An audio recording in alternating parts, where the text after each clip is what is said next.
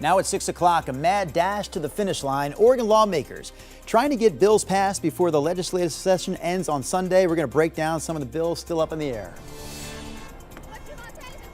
And several more protesters have been arrested outside Portland's ICE facility, including a woman who was tased after allegedly throwing a knife at federal officers. We'll bring you the latest. And Post Malone is coming to Providence Park this Saturday, and local businesses are excited. We experienced a lot of new customers, a lot of people who didn't know we were here. We'll also share what to know before you go to the big concert as we kick off the 6 o'clock hour of sunrise right now.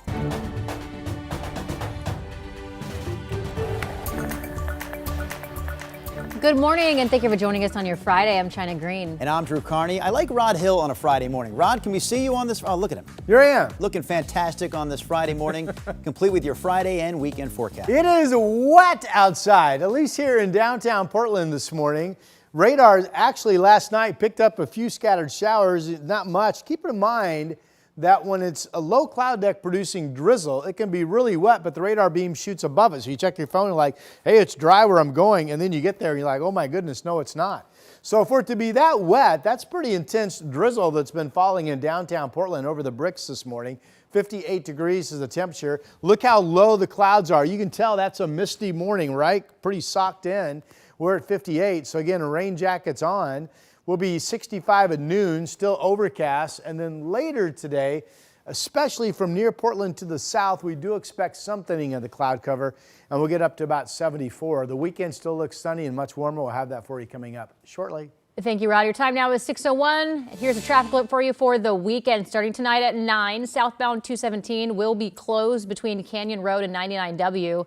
All drivers will have to exit at Canyon Road. This closure lasts through 5 a.m. Monday. Ramps from Beaverton Hillsdale Highway to 99W will also be closed.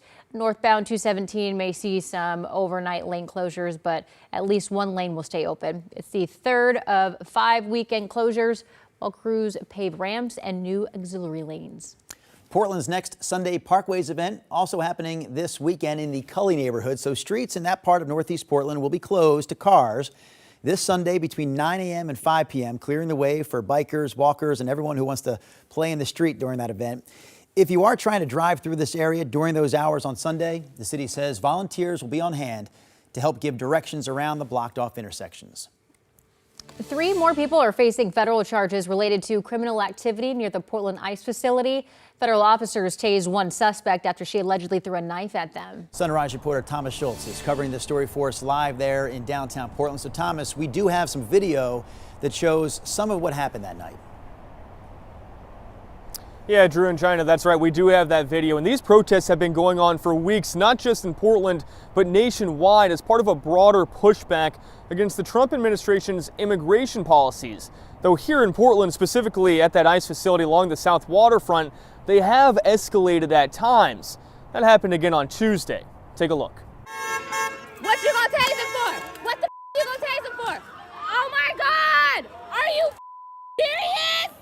Are you serious? So that video shows Federal Protective Service officers follow and tase a woman after they say she threw a large knife at them and tried to light an incendiary device. It happened after federal officers dispensed gas canisters in attempts to disperse the crowd. The woman is 46-year-old Julie Winters, and she appeared in federal court Thursday. She's charged with attempted assault of a federal officer. 2 other people, 20-year-old Azeel Chambers and 28-year-old Rachel Pope, also made first appearances after being charged with misdemeanors. Though neighbors say protests, for the most part, have been peaceful and only escalate once officers show up. It's been a lot here. Like, any noise I hear, like ding or whatever, like the bus made a noise the other day and I jumped. And I'm just like, it's not cool living like that, you know? Like, and on top of that, I have to worry about my daughter. Like, she can't be on the balcony because there's like chemicals and stuff.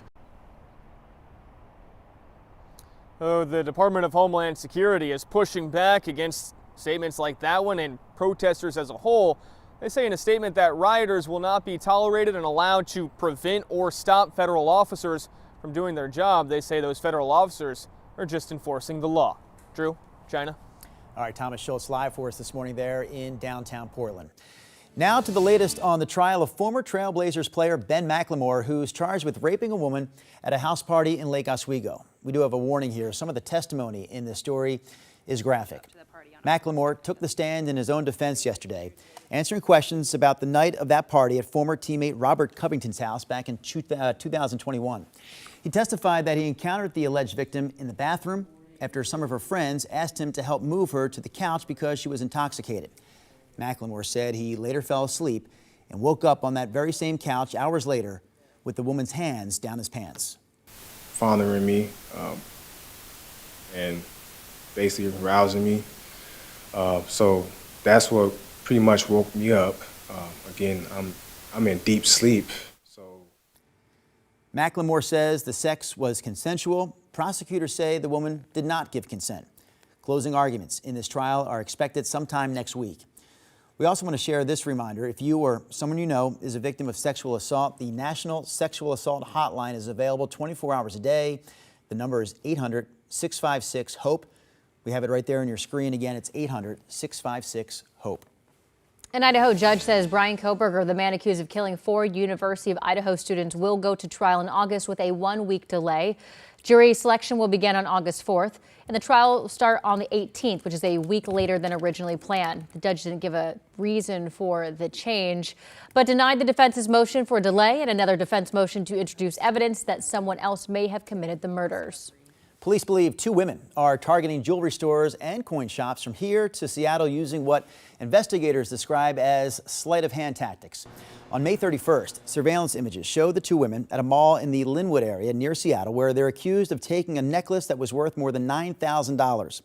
That very same day, police say they also stole $400 from a shop in Lakewood.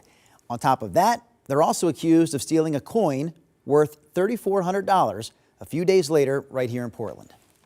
They, selected different merchandise, and just through that transaction of checking the different merchandise, they are slipping one into their pocket or transferring it off to somebody else.